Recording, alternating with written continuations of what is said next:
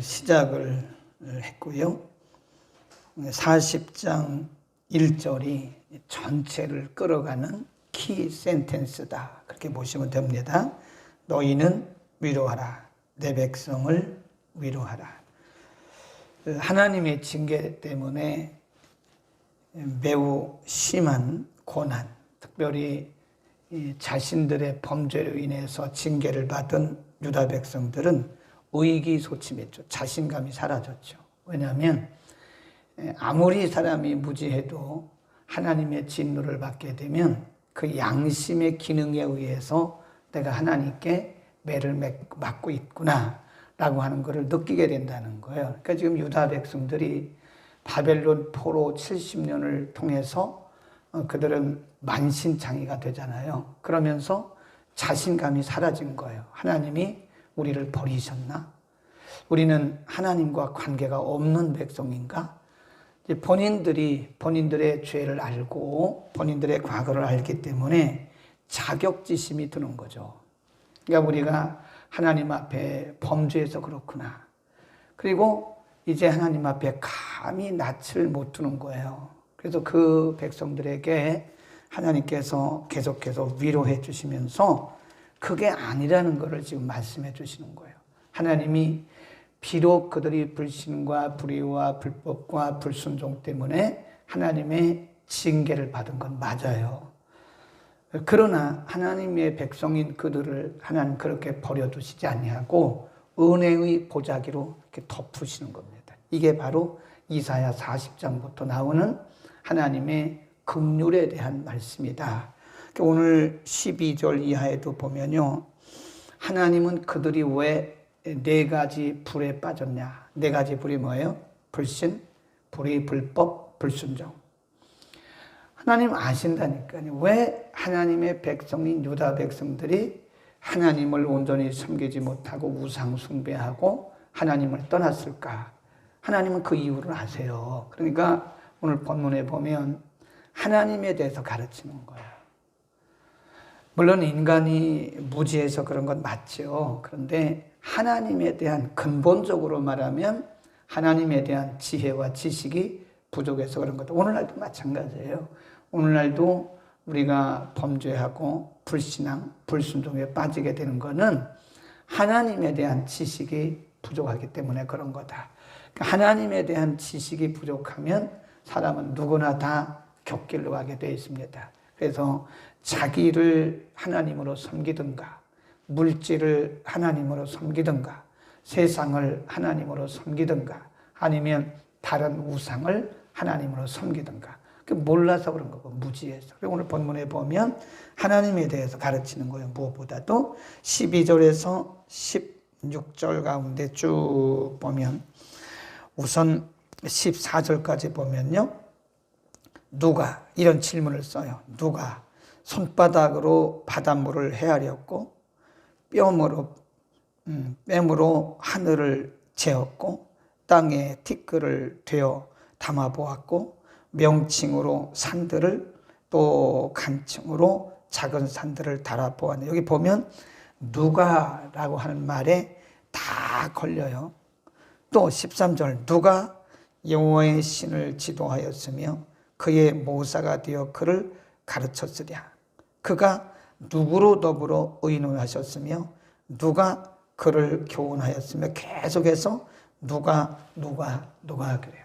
그러니까 지금 유다 백성들이 결론적으로 말하면 하나님에 대한 지혜가 없다 이거예요. 하나님이 누구신 줄을 모르니까 이 백성들이 이렇게 한 것이다. 그래서 하나님은 누구냐? 바로 창조주이시고 하나님은 전적인 세상의 통치자다. 한마디로 말하면 그거예요. 지금 유다 백성들이 막 헤매고 있잖아요. 우상도 섬겼다가 태양신도 섬겼다가 나무신도 섬겼다가 바위도 섬겼다가 별거 다 하잖아요. 그러니까 하나님이 그걸 보시고 누가 그거 만들었냐?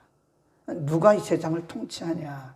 결국은 하나님 말씀하시길 이렇게 결론을 내려요. 15절 보라. 그에게는 하나님이에요. 하나님께는 열방은 통에 한 방울 물 같고 저울의 작은 티끌 같으며 섬들을 떠오르는 먼지 같다.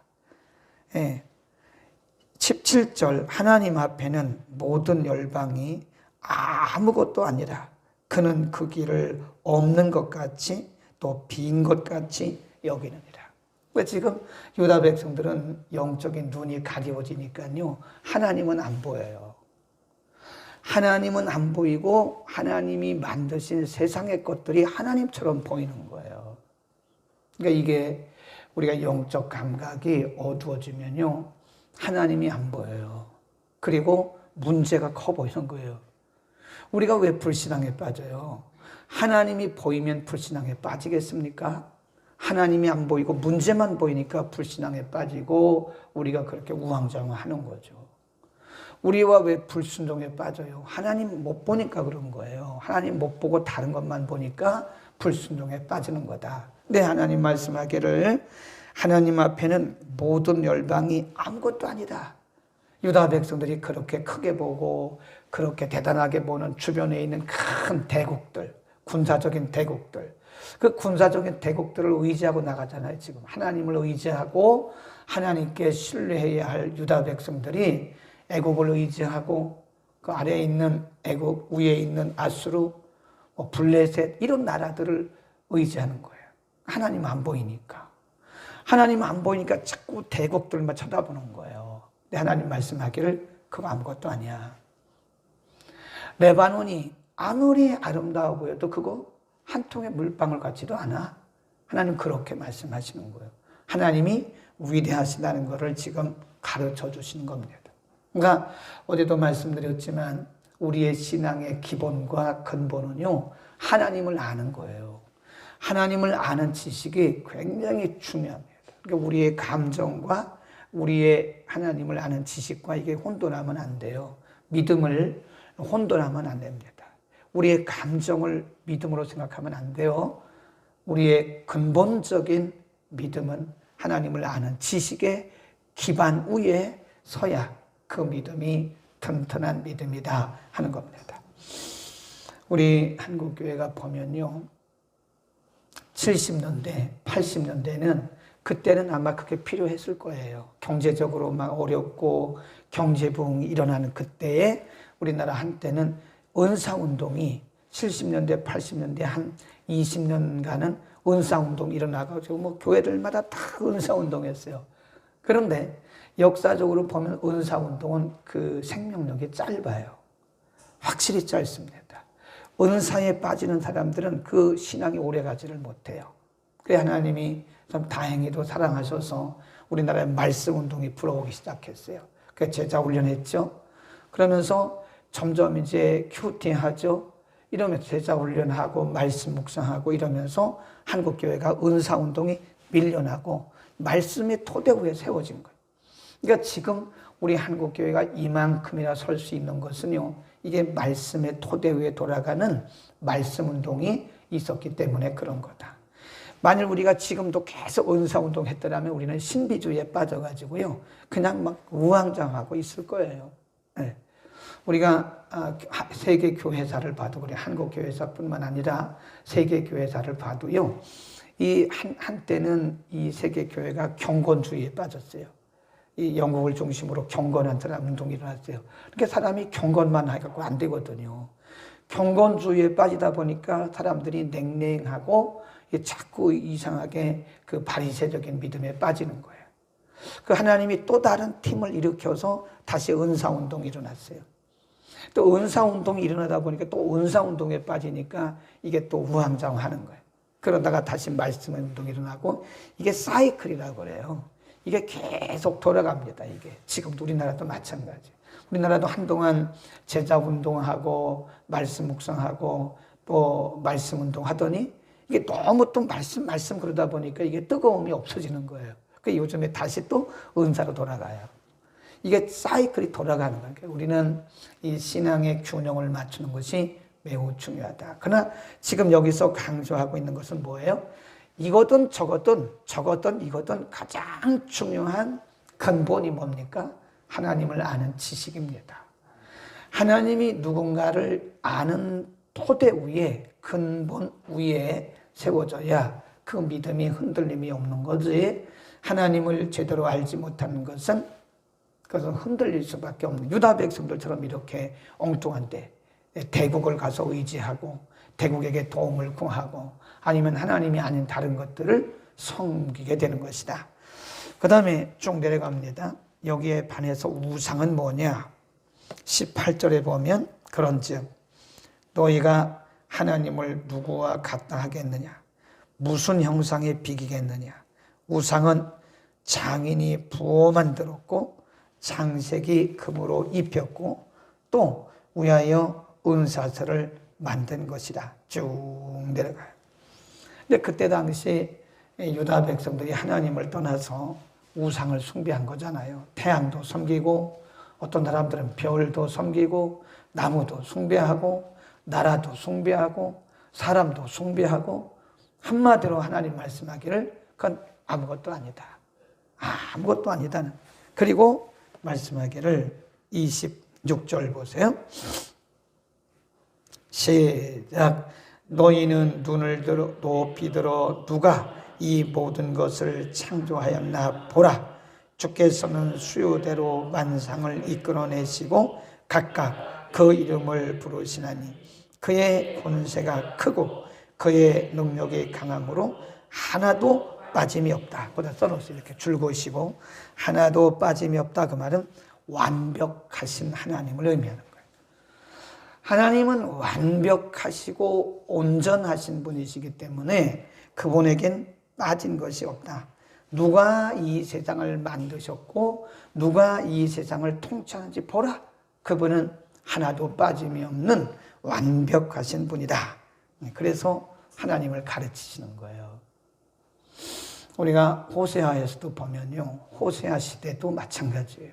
호세아 시대도 이스라엘 백성들이 애굽에서 가나안이 아니고 바벨론에서 돌아와 가지고 다시 원위치가 되는 거예요. 다시. 이게 신앙이라는 게 끝까지 쭉 가야 되는데 잘 가다가 격길로 가고 잘 가다가 격길로 가고 이러는 거예요. 그러니까 하나님이 보실 때 이 백성들이 왜 그런 거야? 보니까 하나님에 대한 지식이 없어요. 그래서 호세아를 통해서도 말씀한 것이 우리가 여호와를 알자. 힘써 여호와를 알자. 그런 말씀하잖아요. 그러니까 하나님에 대한 지식이 든든히 기본적으로 깔려 있는 사람은요 흔들림이 없습니다.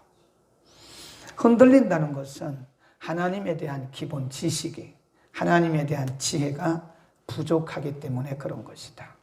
아멘. 그래서 우리는 성경을 통해서 하나님이 누구신가를 꾸준히 알아가는 거예요.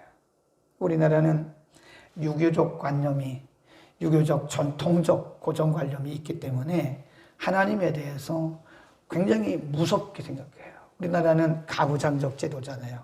지금은 덜하지만 옛날 아버지들이 자녀들을 키울 때 무섭게 키웠잖아요.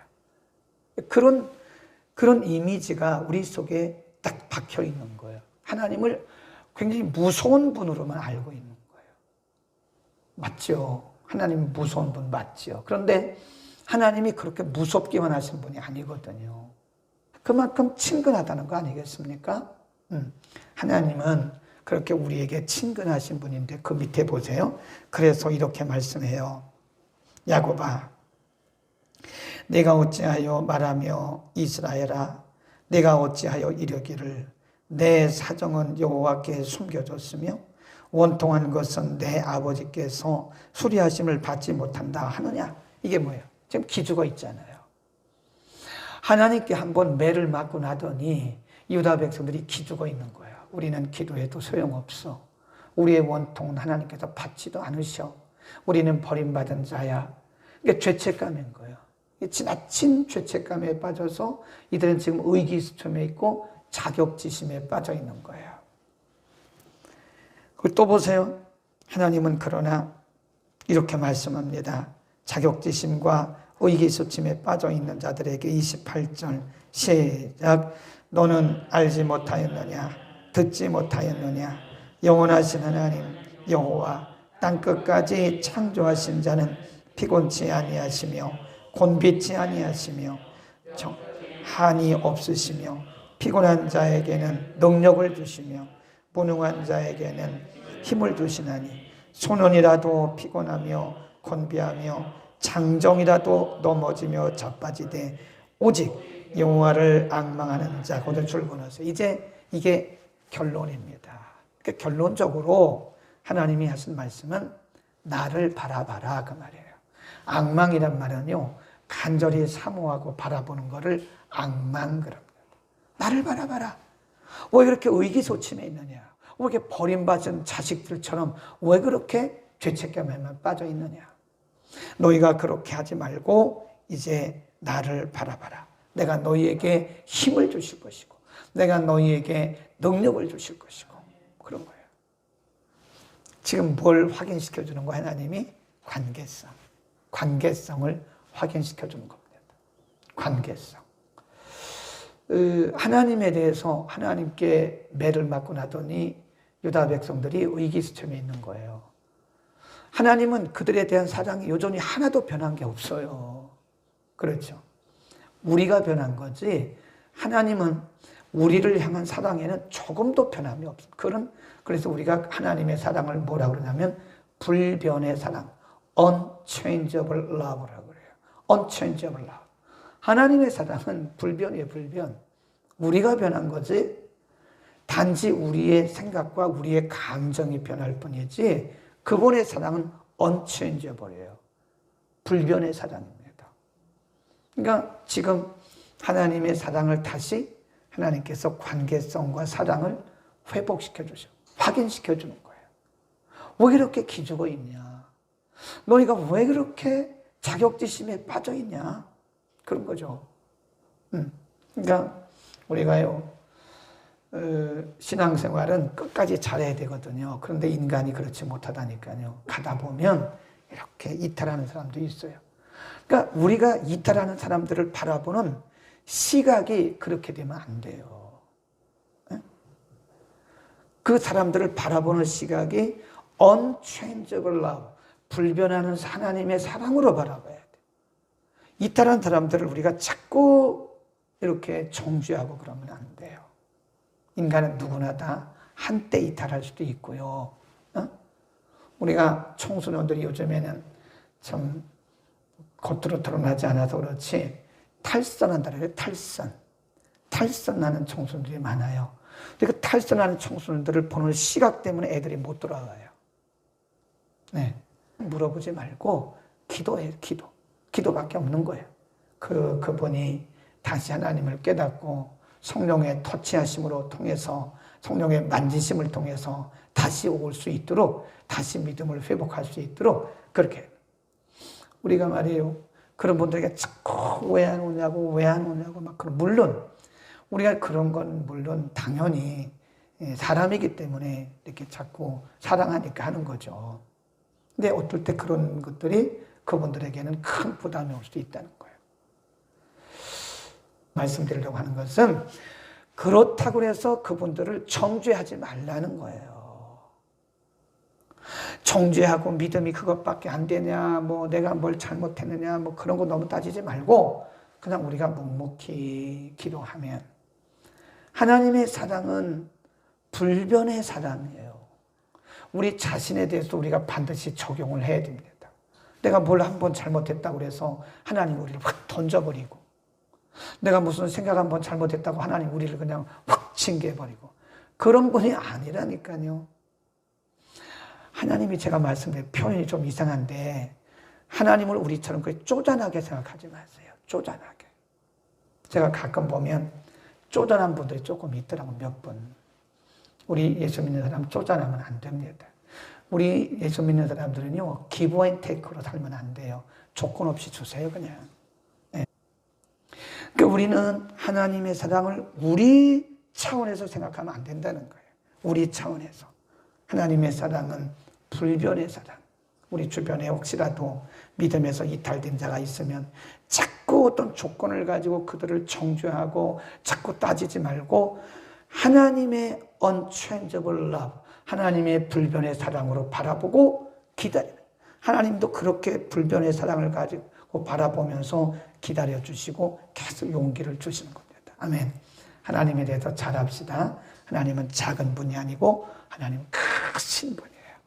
하나님은 우리는 이런 시냇물 같은 그런 마음으로 살아간다면 하나님은 태평양보다도 더 넓으신 그런 마음. 우리 하나님을 닮아갑시다.